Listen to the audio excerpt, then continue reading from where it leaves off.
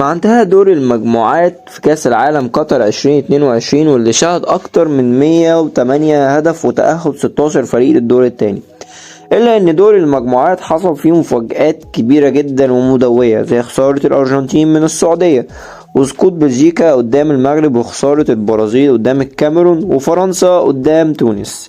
وكمان كأس العالم شهد تألق كبير جدا من لعيبة كتير في الدور الأول نجحوا في إن هم يقودوا بلادهم للدور ال16.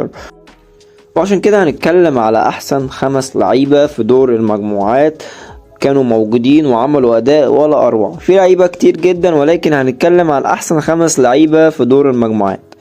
ونتكلم عن رقم 1 وهو سفيان مرابط لاعب المغرب. ما تستغربش ان في لاعب من المغرب في احسن 5 لعيبة، لان سفيان مرابط من احسن اللعيبة في دور المجموعات في كاس العالم عموما.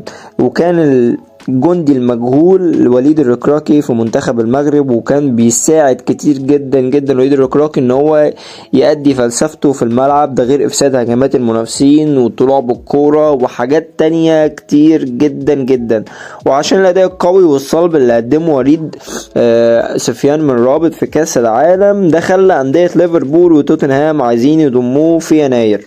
ونيجي الرقم 4 وهينر فالنسيا، للعمر بالنسبة له مجرد رقم، وده اللي اثبته قائد منتخب الاكوادور في الدور الاول من المجموعات، وقدم اداء مميز جدا جدا جدا وخلى فريقه ينجح ان هو يكسب في ماتش ويتعادل في ماتش واحرز 3 اهداف. هو فريقه ما قدرش يوصل للدور الثاني من المجموعات، ولكن ده ما يقللش من المجهود والاداء الفردي المميز اللي عمله في دور المجموعات، ورشحه ان هو يبقى المركز الرابع في احسن لعيبة في دور المجموعات.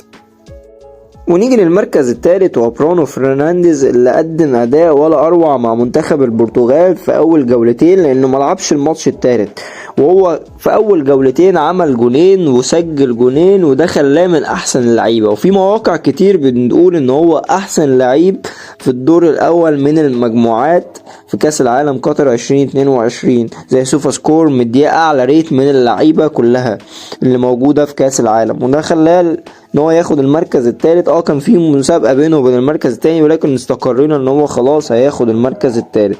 وده ما يمنعش، وده كان مستنيين قصدي ان رونالدو يبقى هو المميز في البرتغال وان ياخد اللقطه، ولكن برونو كان هو اللعيب الحدث في البرتغال وكلام الناس والاعلام عنه وليس كريستيانو رونالدو، ان في مواقع بتقول ان كريستيانو رونالدو من اسوأ اللعيبه في كاس العالم دوت.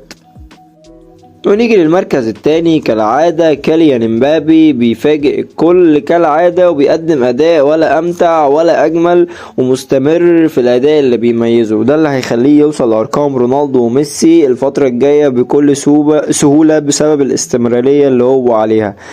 امبابي كالعادة نجح ان يقود فريقه في التأهل لدور الثاني وكسر لعنة ان المنتخب اللي حامل اللقب يطلع من الدور الاول. وامبابي في الدور الاول سجل 3 اهداف بس، ولسه هيسجل تاني وتاني في كاس العالم، ومش بعيد ان هو يحطم رقم كلوزا اللي هو مسجله.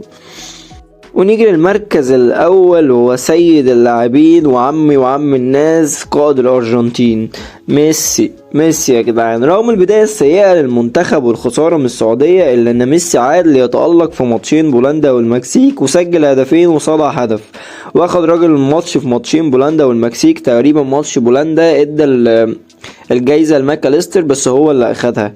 وبرغم سوء الاداء الجماعي للارجنتين الا ان ميسي هو المنقذ الوحيد ليهم، حقيقي ميسي هو منقذ الارجنتين. السكواد بتاع الارجنتين وفرقة الارجنتين مش فريق مرشح ان هو ياخد كاس العالم، ولكن وجود ميسي مع الفريق والاداء اللي بيقدمه وهو خلاص داخل على 36 سنة ده بيديله الاريحية والفرصة المنتخب الارجنتيني ان هو يبقى منافس قوي على البطولة عشان بس ميسي موجود معاهم. لو عجبك الفيديو ما تنساش تعمل لايك وسبسكرايب.